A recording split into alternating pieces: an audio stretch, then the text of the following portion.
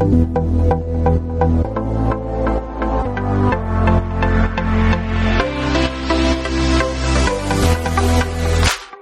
welcome back to the Soccer Brothers Podcast. This is episode number 27. I'm your host, Sahil, and as always, I'm joined by my brother, Nihal. How you doing, Nihal?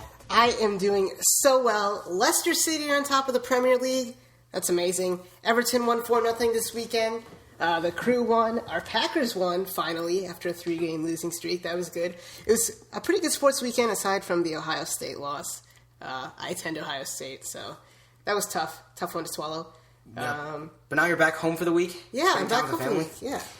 So, finally, our original OG recording spot? Yeah, exactly. Can a recording spot be OG? Yeah. Okay. It's OG for the podcast. I guess. But I'm back for Thanksgiving break, which means it's holiday season. So be sure to get gifts for your loved ones, for your friends, and a perfect place to get your gifts is AmbitiousStrike.com. Yes, check out Ambitious Strike, a great soccer apparel company. Go check them out. They have some great shirts. I'm scrolling through their shop right now. Their shirts are fantastic. They also have women's tees. My brother is wearing one right now. And so go check them out. They're very reasonably priced. But if you want 15% off your entire purchase when you're buying gifts for your friends and family, use the code BROTHERS. It's a win-win situation. You're getting a great shirt, and you're helping us out at the same time. So please go do that. Yeah, I mean, what else can I say about the company?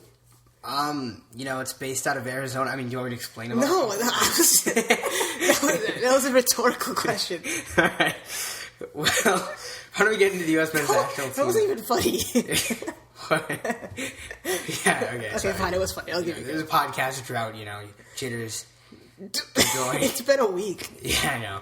All right. It's also been almost a week since the U.S. played Trinidad and Tobago 6 days ago.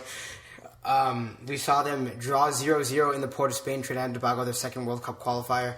Gained a point out of this, but no goals. Pretty much dominated by Trinidad and Tobago, especially in the first half. We saw Darlington Nagbe come on for a second cap. Tim Howard made his first goalkeeping appearance in a while. Since the World Cup. Yeah. Yeah, it was an interesting match. I don't know if we looked... Well, I guess we did kind of look bad. Obviously, it's an away qualifier against a good team. So, I mean, you take a draw. I would like to have seen them play better. So, yeah. Yeah. One player that we keep on mentioning throughout, and he's had a string of bad performances. Every now and then he scores a goal or does something nice. We all know that Jesse Zardes of the LA Galaxy has talent. He has pace. He's an explosive player. He has potential. He has potential, but a lot of people think, since we're also accustomed to Klinsmann having his bias towards players, that's the only reason that he's still playing. So what do you think about that? I mean, I think part of it is there have been very few opportunities for players to be integrated since the Gold Cup and before what was it called? The CONCACAF Cup and World Cup qualifiers. And, Zardes was kind of Klinsmann's guy. And, yeah, he hasn't looked good. He's not good enough for the national team yet. He really isn't. He can definitely get there. His first touch was a little better in this match, but his finishing was atrocious. He had two chances served up on a platter by Josie Altidore twice, and he just, that's what two chances means. I don't know why I said twice, but he missed the headers. One was off the bar, one he just whiffed. He barely grazed it, and he doesn't create anything. He really doesn't. Yeah, that's what I was going to say. Do you think that if he is playing forward, which I think we've agreed upon before, that he should probably be playing forward instead of outside practice? Yeah, I don't know anymore, though. Because he doesn't... Yeah. He has no hold-up play. He doesn't make runs behind... I don't think that either of us think he should be playing at all currently. Right. But anyway, he did play lone striker in that game versus the Netherlands, and he scored that, true number 9 goal. Was he playing striker? Yeah. I thought Morris was playing. Or did he come off? I don't remember. That was so long ago. Yeah, I mean, he looks kind of dynamic in those situations. It's not only his fault. I don't want to put all of our attacking woes on Jesse Zardes, but I mean, he just hasn't created anything. Our most creative player on the pitch, besides Fabian Johnson, was Josie Altidore against Trinidad, and that's a scary prospect. Yeah, I mean, we still got Nagbe getting into the swing of things. Yeah, he was only a substitute in this game, but that's where we can look for creativity. Klinsman said he'd like to play Nagbe in the middle, but it's hard to not play Jones and Bradley. Well, play all three. Like, that seems like a pretty easy.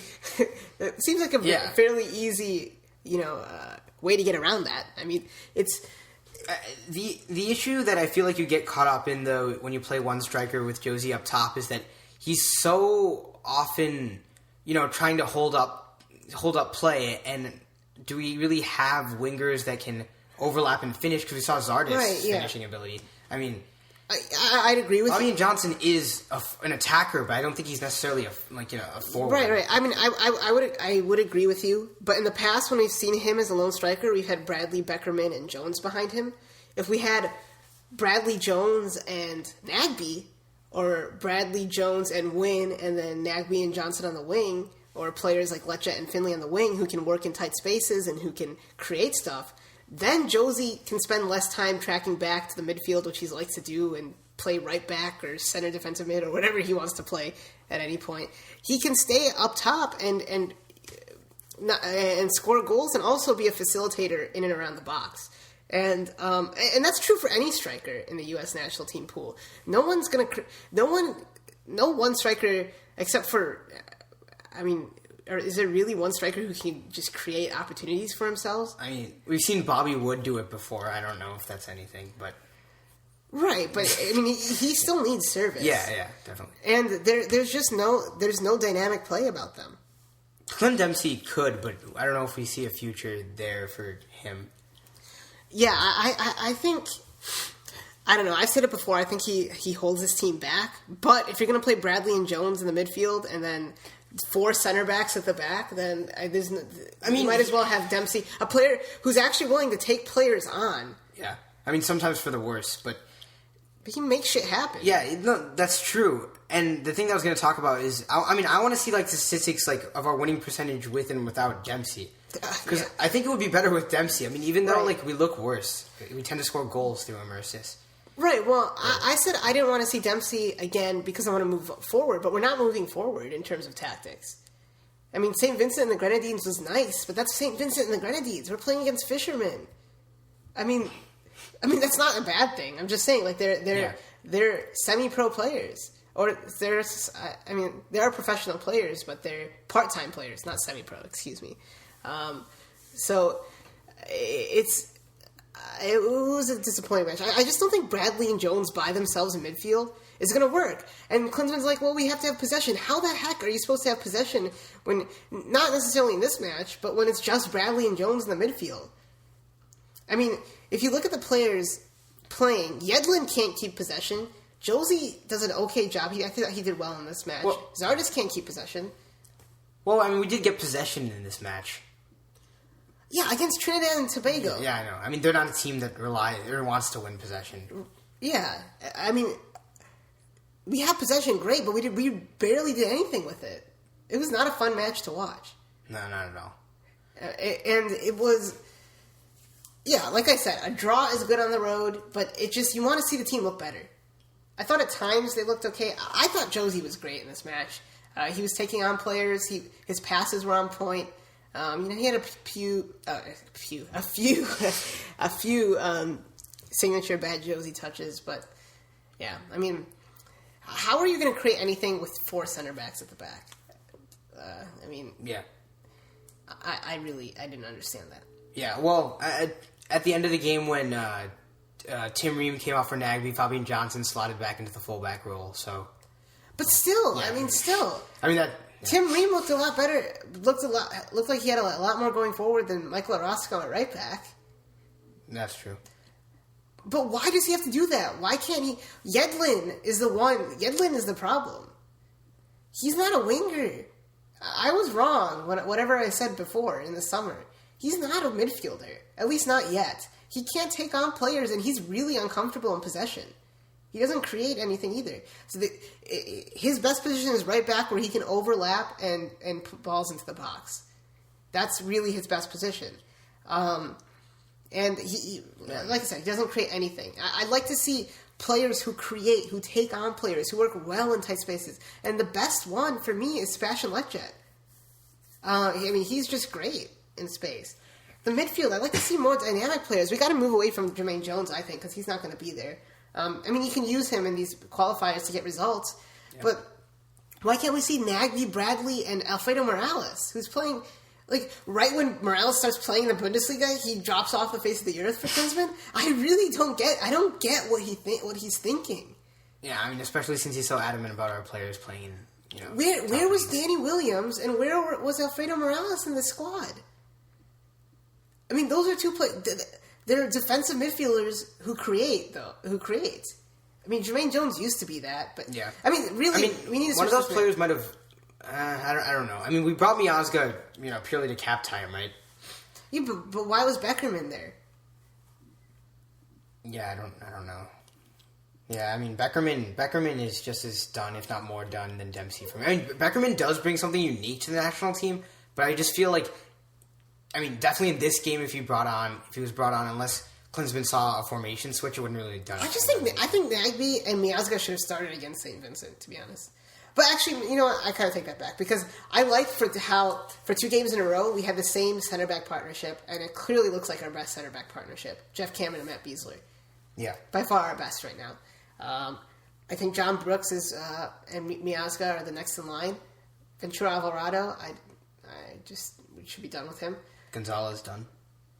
No. For depth he's good, but not the starter. Yeah, we just need to find fullbacks. Yedlin, who should play left back? I don't know. Yeah. Garza?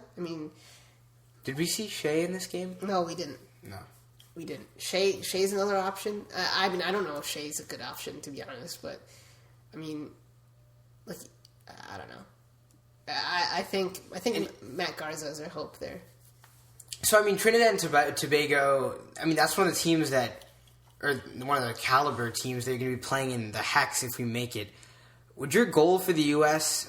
Still be come, Hex time if we make it? We'll make it, but to win the Hex?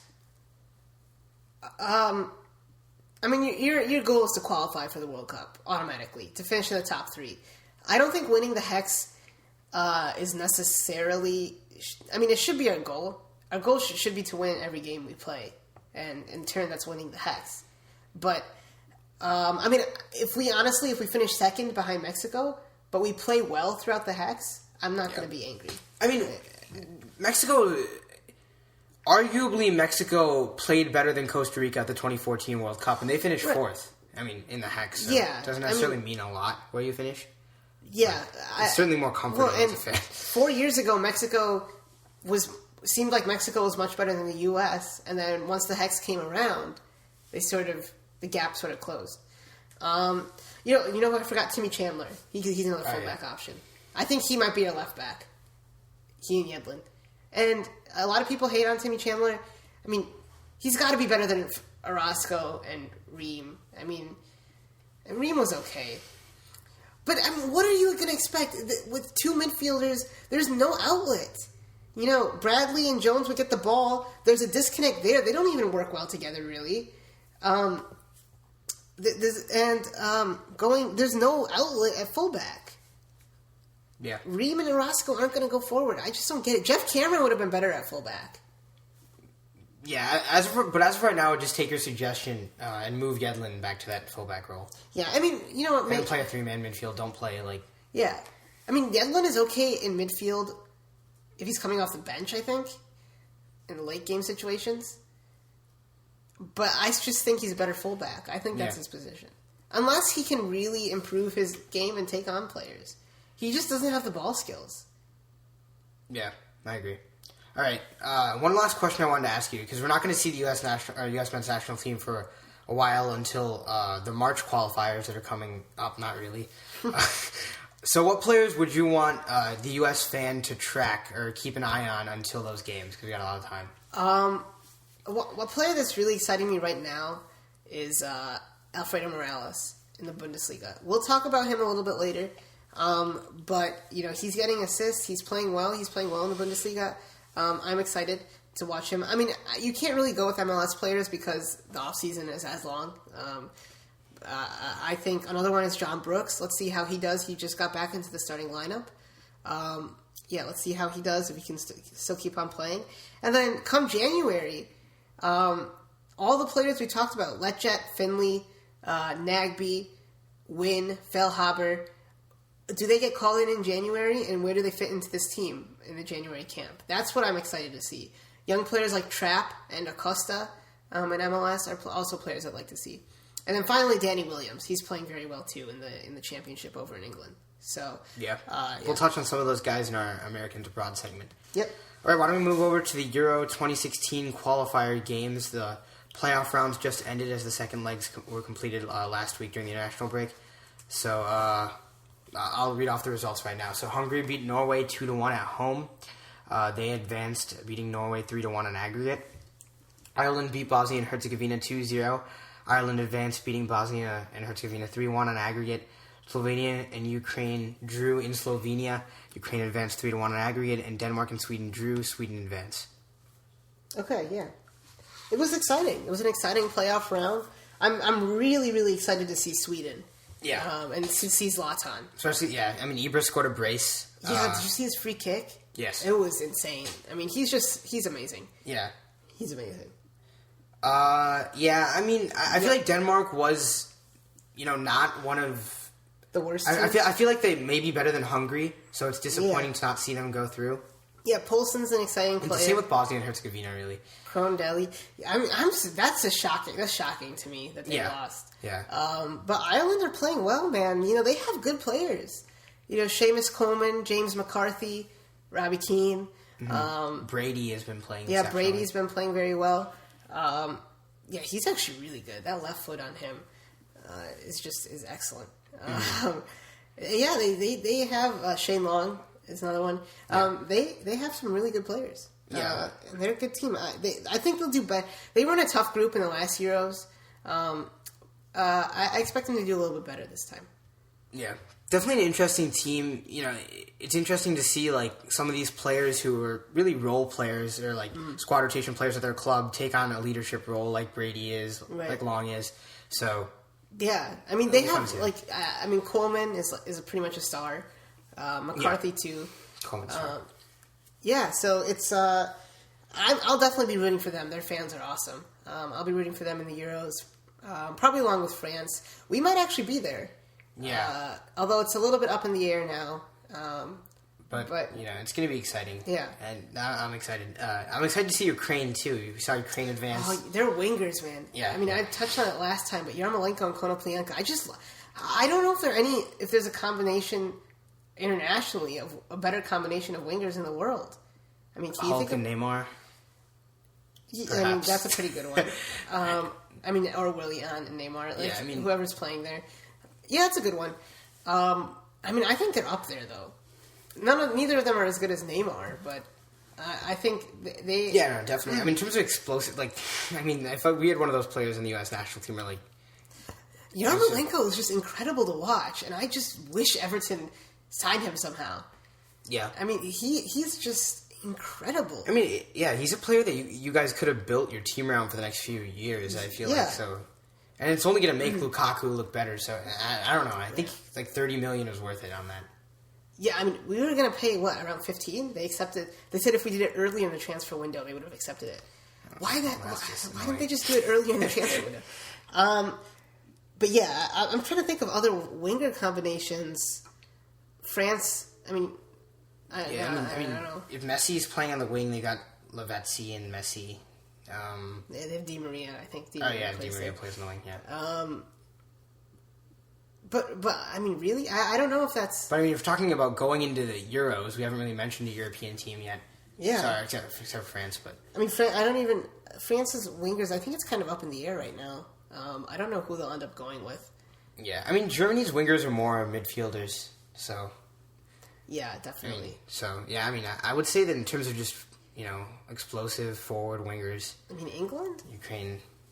No. Spain? Perhaps. Pedro? Even if they play Sterling on the wing, he's also kind of playing that 10 role from City. Sterling and Walcott. Well, no, he's been playing out wide recently because they got De Bruyne. Oh, yeah. Yeah. I don't know. I don't think I. Oh, there's Hazard and Morales. Would Morales be up there? Who started on the wing in the World Cup? It wasn't Morales. It was Hazard and someone. Wasn't De Bruyne out wide? No, it wasn't. I don't think it's really important. But yeah, I'm excited to watch Ukraine and Ireland. I think those are probably the two teams I'll be rooting for. I'm so excited to watch these teams. Hungary too. I'm interested. I'm interested to see what happens there. And Bosnia, man, they've just been so disappointing ever since they qualified for the World Cup. We had high hopes for them there. Well, I mean I think they got a bit unlucky with everything in the World Cup. I mean, against Argentina, they had that offside goal. I can't remember. Okay. Higuain's offside goal. I can't. I don't know. I think someone scored an offside goal, but it was called an onside goal, but it was called offside. And then against Nigeria, there was some controversial calls too. I remember that. But then they closed it out with 3 points. Mertens started on the wing against the U.S. Oh, right. I mean, they just have so much talent. Yeah. It's ridiculous. They still have Januzaj and Chadli. Yeah. But yeah, Bosnia, I mean, I guess they were a little bit unfortunate, but they just haven't played well at the highest levels. Yeah. I don't think going down the squad they're just as talented. I mean, they have a few star players. Yeah, they have Pjanic and Dzeko. Ibisevic. Yeah, they've got Lilic. I mean, Besic was injured. He's a big part of their team. Yeah. So, yeah, Lilic is a good player. Hopefully, there are some MLSers in the Euros. There's Robbie Keane. There's Laurent Simon, if he gets called up. Then there's Christian Nemeth of Hungary, the Sporting KC. I didn't realize Simon was on the bench, or made the World Cup roster. How many times have I said that on this podcast? You said that? Yeah. He moved. This is a kid who made the Belgium. He moved to Canada to get free healthcare for his daughter, or to get better healthcare for his daughter. Wow. Yeah. So I mean, he's been great in MLS. The other one is Christian Nemeth, who I'm excited to see with Hungary, the Sporting KC man. Remember, he had that great goal against Portland. And there's a couple of others in there. So yeah, I mean, MLS international players, maybe Jovinko. Hopefully. Maybe. Yeah, I can see well. It. Yeah. He played really well. So we'll have to see what happens in Serie A and everything for the rest of the season. But we'll talk more about the Euros ahead of. Yeah, ahead of the Euros. Yeah. We'll definitely have a preview episode. We have to. Yeah, we have to. And hopefully we'll be on. I mean, maybe we'll be in France to talk about what we see. Yeah. Or what we see on TV. I mean, I'm thinking leading up to it, we'll have like an episode per day going over each group. I think that'd be pretty cool. Yeah, that would be. Nice. Yeah, but for now, let's move away from that and go to the MLS playoffs, which we saw happen over this past weekend. The conference finals. Yes, the conference finals. Or the semifinal round, if you're so inclined to say. Yeah. The first leg on the Eastern Conference side, we saw the Crew beat New York Red Bulls at home 2-0. Miram opened up the scoring in the first minute. Kamara in the 85th minute. 9 seconds into the match. Right from kickoff, Will Trapp, right to Kamara's big head, down to Finley, and then just a scramble in the box, and Miram was able to finish it off. A very, very chippy match. Very, very chippy. Yeah, and that kind of leads into my question. Do you think this was a fair result for the Red Bulls? Define a fair result. I mean, but I think if you're just Red Bulls had their based on how in the first half. Red Bulls had their chances. Right after Columbus scored, it looked like New York was going to score. That play by Lloyd Sam into Sasha Klejston, and it was ultimately saved by Steve Clark. But I thought that was a goal. It was a great save, but it was huge for Columbus not to concede an away goal. And they're in a decent position now. But I think it is a fair result. Columbus played their game. Jesse Marsh said that they prepared for Kamara, but Kamara is Kamara. I mean, he's going to win balls in the air. It was a tough physical match. Columbus can play pretty soccer. We've seen it throughout the season and under Greg Berhalter's tenure. But they were able to play a physical game, a very, very ugly match, and able to come away with 2 goals and 3 points. So. Yeah. I don't know if you mentioned it, but that Kamara goal, Cedric's play was. Oh yeah, I mean, he was most of the goal. It's just you have Finley running at you for 70 minutes. You're tired, and then Cedric comes on off the bench. Yeah. I mean, he's one to watch in MLS. Once he gets more integrated into the team, I won't be surprised if he takes Miram's starting spot next year because he is naturally a left winger. He's a great player. Columbus have a great team. They had those attacking fullbacks in Aful, who was great in this match, absolutely great. The Ghanaian national team captain actually in a couple of matches this year, and then Waylon Francis, the Costa Rican, on the left there. And they have a good defense with Parkhurst and Wall, who's decent. So, yeah, they got a good team. Dax McCarthy, not on his game. His passes, he wasn't as good at passing as he usually is. And Columbus, they had their way with New York physically. Miazga didn't have the best match, not even close. And I don't think he was ready for the physicality. And I think it's a good learning experience for him. And Jesse Marsch knew the game plan was, against New York the first time, or not the first time, but the last time Columbus played at home against New York this season and won 2-1, they were just looking for Kamara. And it was the same type of thing, and you can prepare all you want, but you can't really simulate a player like Kai Kamara. I mean, it's in training. It's not something you can do. And he's just so dominant in the air, especially in this league. And we've seen players, like you said last time, Drogba and Kamara, players with that kind of physicality succeed in this league. Not that a player like Jovinko can't succeed, or Nagby, or Mauro Diaz, who we'll get to later. But I mean, one thing that I want to talk about, I mean, I guess I could mention this, depending on the next result, but if Red Bulls make this exit, I don't think anyone predicted Red Bulls to win the East. I mean, you lost Henri. And then people were confused about Bradley Wright Phillips' new role. Cahill too. Well, it was just... Yeah, the big thing was Mike Pecky getting fired, remember? They had the town hall meeting, Ollie Curtis, they hired Jesse Marsch. Fans were not happy because Mike Pecky won the Supporter Shield. I think was that 2 years ago that they won the Supporter Shield? And, they've been playing well. But Ollie Curtis had this plan to totally recreate the team, not get these big name players, create a team. Jesse Marsch, who's a great coach, and they had it. The season is by no means over. Teams in MLS have conceded 2-0 leads after the first leg before. Teams in soccer have conceded. Remember Porto against Bayern last year? They won 2-0 at home, and then they just got slaughtered in the season. Yeah. I'm not saying Columbus, not saying the difference, because New York is the better team. So I mean, I could see them winning 3-0. The problem is the away goal. I think if Columbus scores a goal, it's over. Yeah. Well, that's the issue. Yeah, then New York would have to score 4. 4 goals, yeah. And that's incredibly difficult to do, and it'll be another physical match. Yeah. Yeah. But anyway you put it, Columbus has to be comfortable going in knowing that they have to concede 3 goals in order to force extra time. Comfortable, confident, but not complacent. Not complacent. Yeah.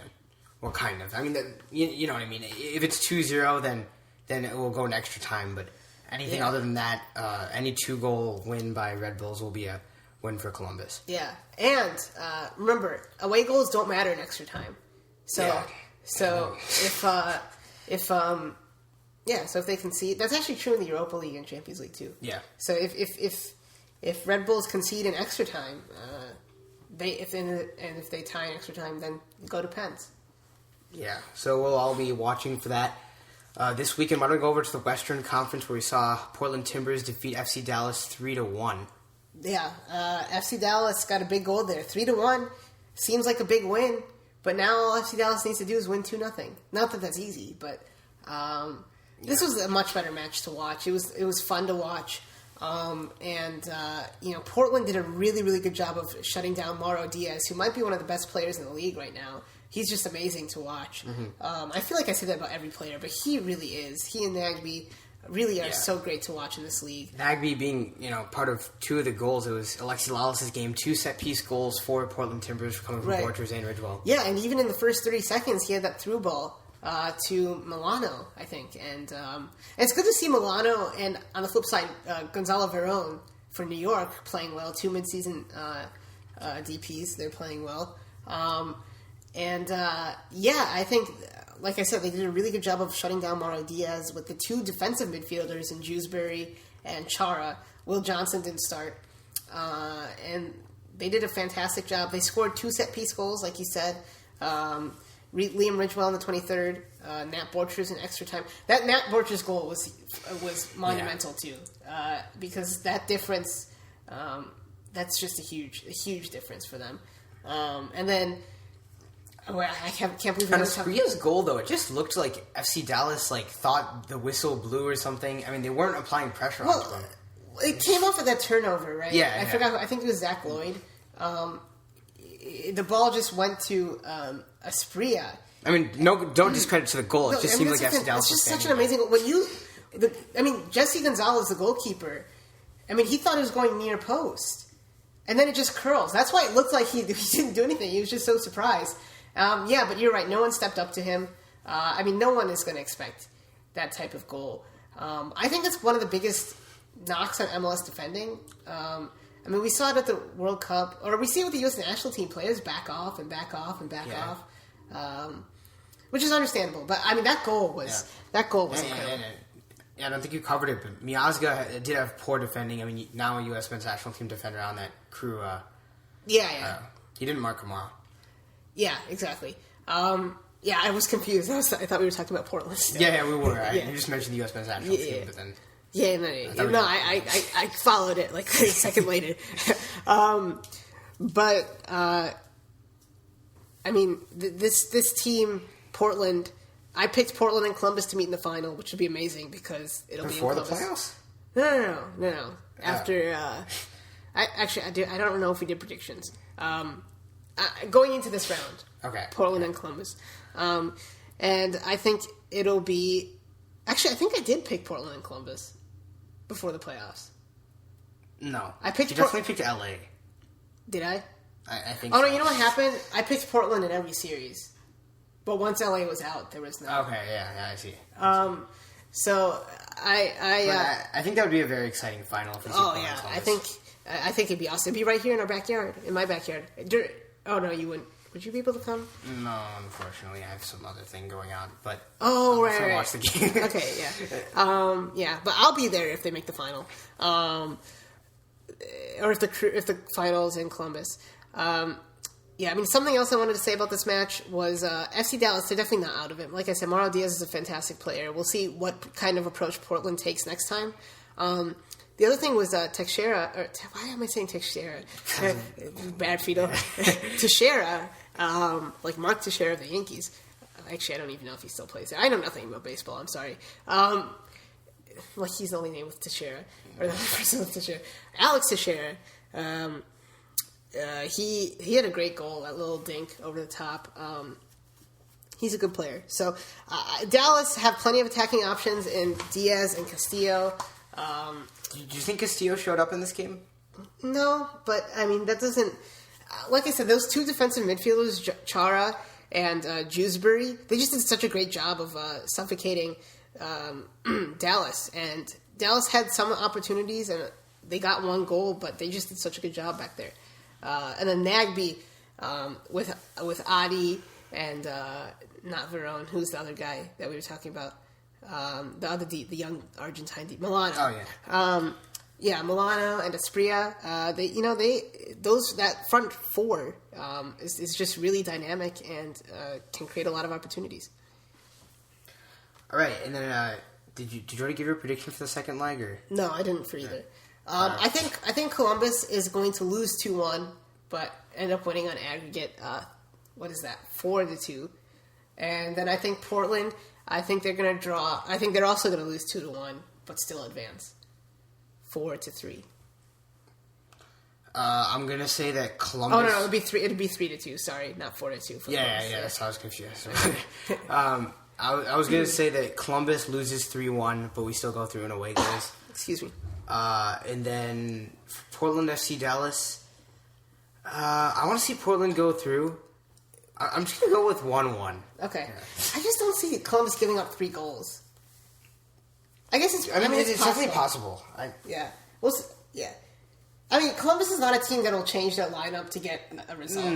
I mean, definitely, FC Dallas got their fair share of chances. I wouldn't not count them, but I mean, yeah, Steve Clark can keep playing well. Then. Wait, Dallas or New York? New York, sorry, okay, I said Dallas, yeah. I mean, Dallas did too, so it'll be fun. I'm excited to watch them. And this weekend, FC Dallas and Portland will be playing first, and Columbus and New York will be playing in a night match. So, yeah. All right, why don't we move over to European big matches? But we're just going to be talking about dedicate this segment to El Clasico. One big match, the biggest match in soccer. Biggest club match. I mean, consistent match. There's no better match than that. Between two teams. I guess you could go to Champions League. Yeah, or the World Cup final or something. I said club soccer. Oh, you said club soccer? Yeah. No. Yeah, you might. I mean, that just reminded me, like the Club World Cup. You mentioned that Barcelona had a Club World Cup badge. No, Real Madrid. Oh, Real Madrid, yeah. Anyways, well, Club World Cup champions. Well, apparently that didn't mean anything tonight because Real Madrid lost 0-4 to Barcelona. The Club World Cup champions lost. to the treble champions. They got their Club World Cup, people. Barcelona, dude. What can you say? 4 goals without Messi against Real Madrid. I mean, they did have Messi, but he came on after. It was a clinic. I mean, Luis Suarez is just amazing. He's just, he's a player that I should hate because one, he was a Liverpool player, and also he bites people. And is racist. Yeah. Okay. I mean, I hate him. But you just have to appreciate what he does on a pitch. Like, it is just beautiful to watch. The way he holds the defensive line, I mean, just on the verge of being offside, but he never is. I mean, well, he's a smart player. He's so smart. He reads the game better than pretty much anybody. Another player that comes to mind is Philipp Lahm. I mean, but as an attacking player, he just reads the game so well. And he's just so much fun to watch. I thought Omar Bravo, I don't think many people are talking about him, but he was great. He kept the team in it in the first... Well, not in it, but he maintained their lead in the first half. But right from the start, Barcelona attacked... Did you mean Claudio Bravo? You said Omar. Oh, yeah, Omar Bravo was a Mexican player. Oh, okay. Yeah. No. Yeah. Sorry, excuse me. Claudio Bravo. I knew that was wrong when I said it, but we just kept on going, so... I should have mentioned it before. Yeah, it took a long time for you to interject it. But there was a real disconnect between the midfield and the strike force of Real Madrid. And Ronaldo would not defend. He's just... I can't... Honestly, he's a great player. I like watching him. Okay. Yeah, I know what you're going to say. I love watching him. I do love watching him play. No, but you just talked about, Yes, I know. I understand that. But I also can't stand watching him play, at least at this point. He does nothing defensively. I mean, Cruz, he almost scored a goal at the end. Cruz is behind him, doing all the work. But he also doesn't want to play striker, apparently, Ronaldo. I don't know. I just think the lineup was super attacking. There was not a lot of defensive work to be had in the Real Madrid lineup.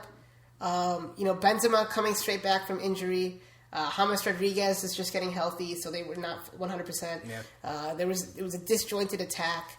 Alexandro and Marcelo are always pushed up the field. There's just so much space in the team. There's so much space, and Barcelona was able to capitalize. Sergio Roberto on the wing, I mean, that worked to perfection. And then, when Messi came on for Rakitic, I thought, okay, Sergio Roberto is going to go back into midfield. Messi's going to go onto the wing. I actually tweeted that out from the podcast account. But Messi played in the midfield. And you saw that on the 4th goal. He was playing in the midfield. And if he can develop as a midfield player, I mean, that's just... Well, the way I look at it is that he might not be 100%. And, he's playing out. You have to play him in El Clasico, but you could see him becoming a veteran player, but then playing in as a center midfielder. And I mean, I can see it right now. No, you have to put him up front. I think. You think so? I mean, Suarez. Let's think about it. You saw Sergio Roberto created a goal against Real Madrid. I mean, yeah, from up front. That's what I'm saying. That's true. Oh yeah, right. That's what I'm saying. I mean. if you can have that deep, if he can come at you from a deep... But I mean, Messi can already be deep enough and still score goals. Well, that's what I'm saying. Okay. I think what it adds is unpredictability. It's not going to be the front three, necessarily the front three of Neymar, Suarez, and Messi. Like they can switch it up. Yeah. Let's talk about the third goal a little bit. That back heel from Neymar. From Neymar, and the finish by Iniesta was great. Yeah, and Barcelona just put out an absolute clinic. They were just clicking on all cylinders, and I mean, I don't think it's at least on the attacking end. I mean, I think Real Madrid did have a couple of chances. Ronaldo had that one at the end to make it 4-1, and then James. Yeah, that doesn't really matter. James had that was in the first half, I think. On James. Yeah, James had a couple of opportunities. He had one early on in the first half. He had another one in the second half. The big one was Benzema early on in the match. He just completely missed from inside the box. And, he has the whole scandal around him. But I feel like James wasn't playing the role that he needed to play in this game. If you know what I mean. It was confusing to me because the team sheet says he's playing in midfield, but really he was playing on the wing, it seemed like. And Bale was playing underneath Benzema. I don't know, though.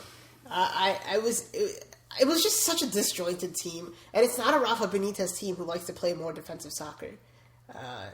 I mean, Carlo Ancelotti, it worked with the counter-attacking style, but I don't know. It was just such a disjointed team, and you have to wonder where was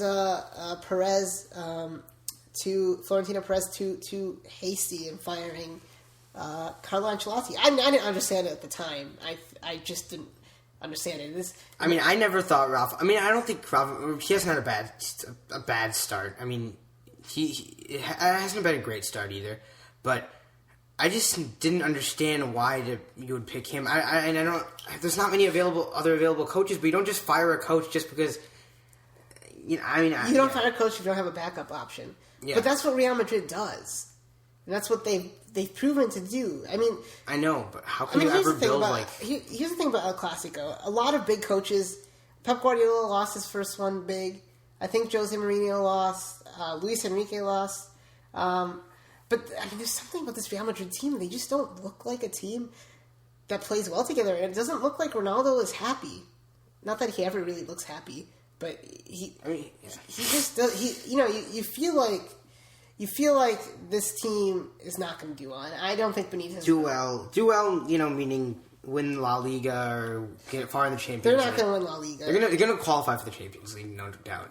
I mean, they could get far too because once you get into the knockout rounds, they can pull out performances. One of the questions that I was going to ask you was, I mean, do you think Real Madrid still has a shot? They're 6 points off in third place. Nah. When you lose out, do you think Atletico has a better shot? No, I don't think anyone has a shot. I think when you lose at home in El Clasico, it's really hard to rebound from it because it's a 6-point swing there. I mean, if Real Madrid won this match, they're tied atop of the league. Yeah. So I don't see them. I think Champions League should be their goal. I think Champions League should be their ultimate goal right now, and they just have to improve. Perez came out today and said, today being Monday, he said that he fully supports Rafa Benitez. We'll see where it goes. That's all. I definitely support. I mean, if you're gonna fire him after El Clasico, it doesn't really make sense. You can't fire him. But I just don't think he was the right choice in the first place. Yeah, we never really talked about the Isco tackle on Neymar. Oh, my God. Terrible. And he was a sub. I think he should have started this match, though, just to have a little bit more control in midfield. But, I mean, that was awful. Like, the way he went in and just, like, the kick. It was just malicious. A kick. It wasn't he wasn't going for the ball. No, not at all. It was a terrible, terrible tackle. You can go check out the Vine on our podcast. Yeah. On our podcast. It should be like a 3-4 game ban, in my opinion. It is a 3-game ban. Straight red. All straight reds are 3-game bans. Is that true across UEFA, or is that like a league by league? Actually, I don't know. That's true in the Prem. Yeah, that's what I was thinking. I wasn't sure about La Liga. Jeez. So, do you think Barcelona is the best? Actually, this is a more interesting question. Do you think that Messi coming back will take away from Neymar and Suarez's synergy? No, I don't think so. I mean, the three of them worked so well last year to get to win a trophy. Well, at first they had troubles. I think it'll be good to ease him back into the lineup. Maybe try the whole midfield thing. Don't play Messi. I mean, Tuesday versus Roma. You say Neymar and Suarez, and yeah, they were fantastic, but Sergio Roberto was just as good in this match on the right wing there. What, you don't think so? No. I don't think he's in the same class. Yeah, I mean, I just think it's kind of I mean, it's an idea in some matches to play Messi further back. I mean, trying to preserve. I don't know, but like, you can't not play Messi up front. Yeah. I mean, the other thing is, Sergio Roberto is a player that Barcelona developed in their system. I mean, Barcelona doesn't develop all their players, obviously. They buy a ton, but it's just something to think about. The players who've been filling in, Munir, Sergio Roberto, filling in for Messi. So, I mean, I thought that was so weird that Sergio Roberto was playing on the wing, but it worked out really well. Yeah. You gotta credit Luis Enrique. This team plays for him. Yeah, it's true. I mean, he was under... It just goes to show you how much the media inflates things, particularly in Spain. I can't believe just what some people say about that's the same thing coaching. in England. Yeah. I think when you have standards that you do at Barcelona and Real Madrid, it's almost impossible to live up to those standards for every year. That's why Carlo Ancelotti got fired. I mean, you're not going to win the Champions League every year. What standards? What coach is going to win you every year? Yeah, exactly. Barcelona? That's the issue. So, anyways, yeah. All right. Well, that's enough of El Clasico. We'll keep track of what's happening in La Liga for the rest of the season. Now onto our new segment of Americans Abroad. We've done Americans Abroad before, but we thought it was kind of a little bit repetitive, just reading off everything that happened with the players. But now we're going to do like a top 5 Americans Abroad performances. Yeah. That's basically what we're going to do. Should I read one off and then you kind of provide analysis? Sure. Well, this is a list that I came up with. So, I mean, Sahil has the list. So, Sahil obviously you can feel free to disagree with my choices. Say if there's anyone more deserving. Think they should have changed. All right. So in the first one, number 5, Bob Bradley. I was thinking Le Havre. Okay. Drew 0-0 in his first league match with Le Havre. They're in 4th place. They're in League 2. It's his new team he's coaching. Yeah, they're 3 points out of 3rd place in promotion, and by all indications, they played very well versus Brest. I think, I just put him there because it's awesome. It's awesome that he's there. He had his first match, and also, there was not a whole lot going on this weekend in Americans Abroad. So, why not? I love me some Bob Bradley. Number 4 is Sean Berry, recording an assist in Frankfurt's win versus Kaiserslautern. Or draw versus Kaiserslautern. Yeah, so Sean Berry can play fullback, or both fullback positions, which his coach has said. His coach has gone on record in saying, he likes Sean Berry because he can play both fullback positions. He's a very versatile player. He had a goal earlier in the season. He gets an assist this week. And he's playing very, very well in the Bundesliga, second Bundesliga. So, fullback options, maybe Sean Berry. If a championship is good enough, or if Bobby Wood can make the team, why can't Sean Berry? It'd be interesting to see. Mm-hmm. Except when Bobby Wood is first making caps, and then you kind of wrote him off. Yeah, who didn't? I didn't. Okay. Actually, I don't remember. No, I remember just, the first time, just... Well, he was always exciting, right? I think his first international break, we went to go see Donovan in October for his last game, 2014. Yeah. And it was just annoying. Well, the thing was, he was very exciting, and he was... why are we even talking about Bobby Wood? He was very exciting, but he didn't have a finishing product. All right. All right, so for number 3, we have Tim Howard playing 90 minutes and making 3... sorry, okay, I don't know why. I don't know why I had to specify that he played 90 minutes. It's just not an important stat for a goalkeeper, making 3 saves in Everton's 4-0 win versus Aston Villa. Yeah, so that's 4 clean sheets on the year for him. That's tied for 8th in the Prem. He played well. He's getting better and better. Still think that Everton should sign Bill Hamid. I think that'd be sweet. That's the player. Do you not have an attachment towards Howard?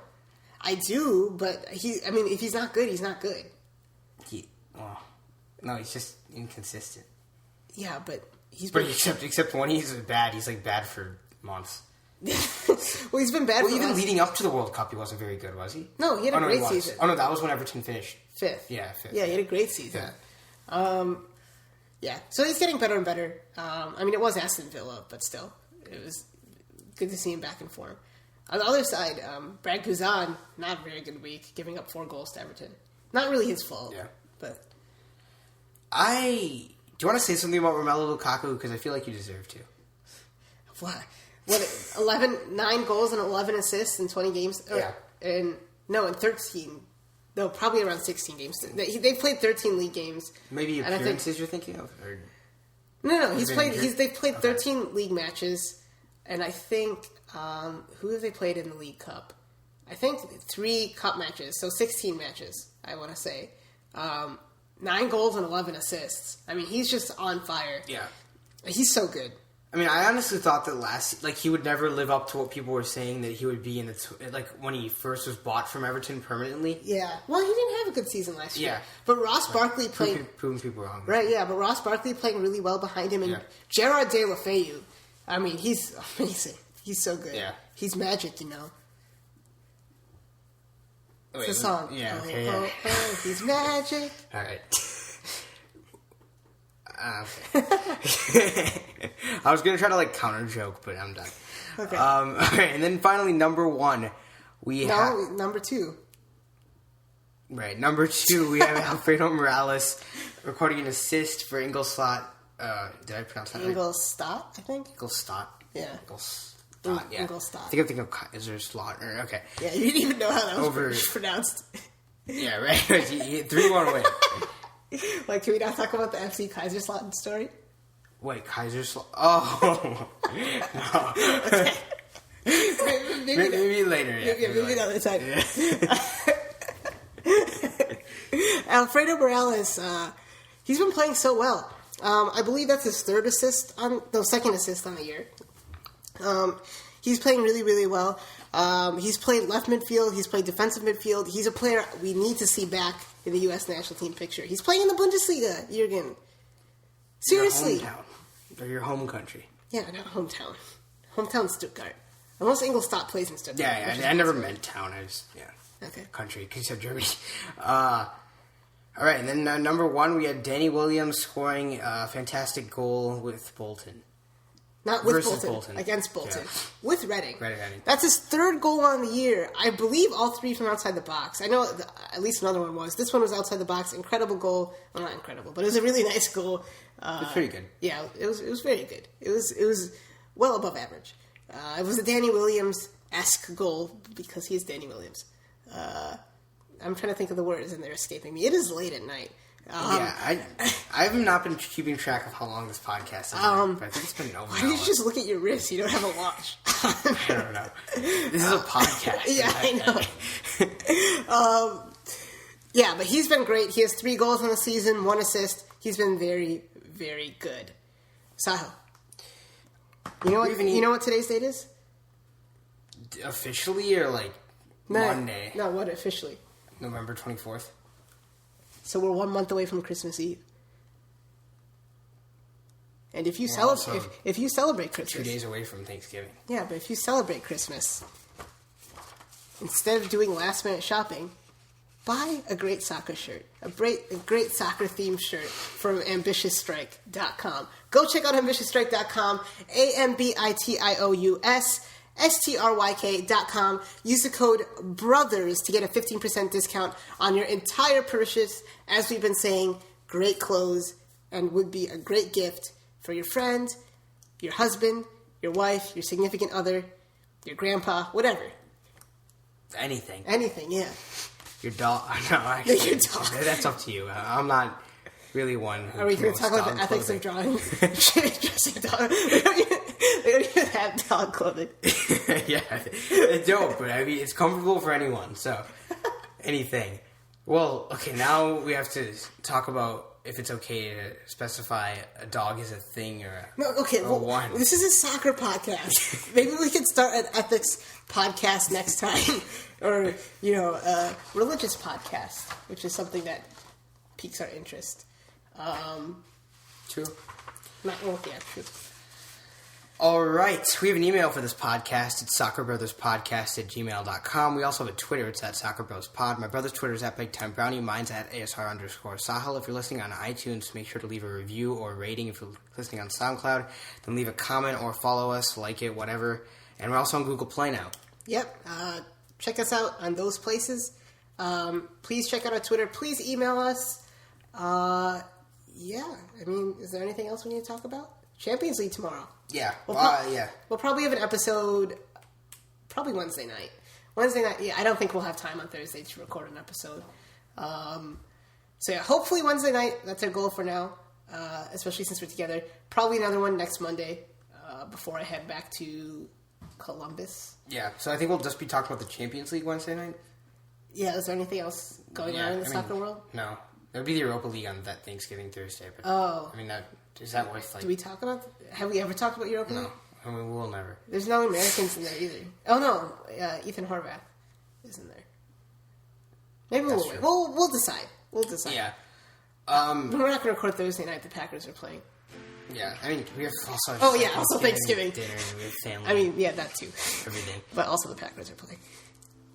That is true. Yeah. All right. We're going to get out of here. We'll see you later.